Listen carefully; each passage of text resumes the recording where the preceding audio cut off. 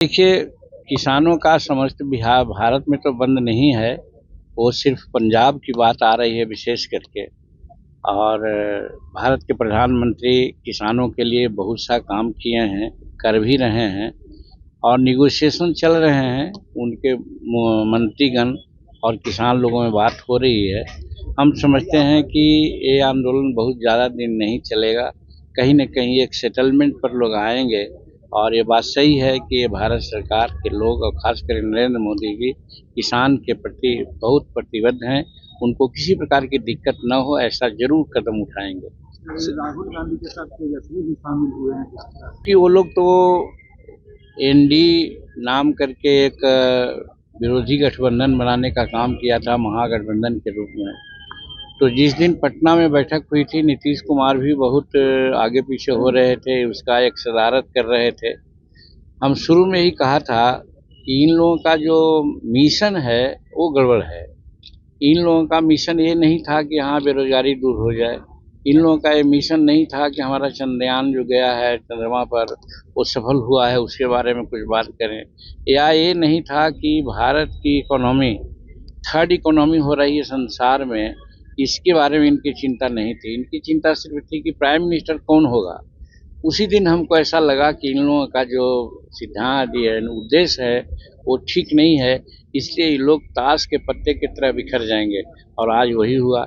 नीतीश कुमार तो खुद एनडीए में चले आए, उधर ममता जी का भी वही कुछ कहना है और केजरीवाल साहब अलग कुछ बात बोल रहे हैं।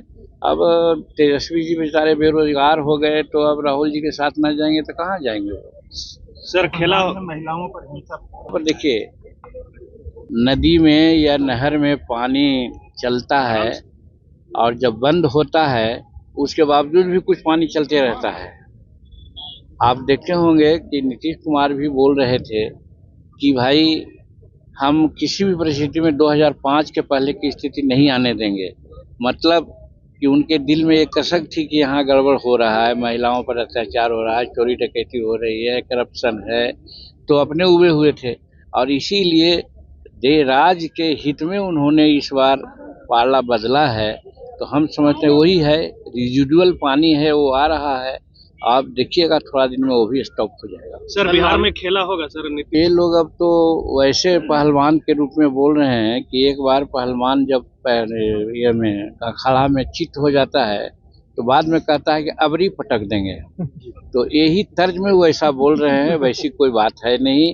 एनडीए एकदम सशक्त है और नीतीश कुमार बार बार कह रहे हैं कि अब हो गया, अब हम इस गठबंधन को छोड़ करके कहीं नहीं जाएंगे। ये बार बार वो कह रहे हैं, हर लोगों से मिलते हैं तो कह रहे हैं। तो उनके बात पर विश्वास किया जाना चाहिए, क्योंकि पहले हम लोग भी कहते थे, हम पर गुस्सा करते थे, लेकिन हम कहते थे कि सर ये क्या हो रहा है।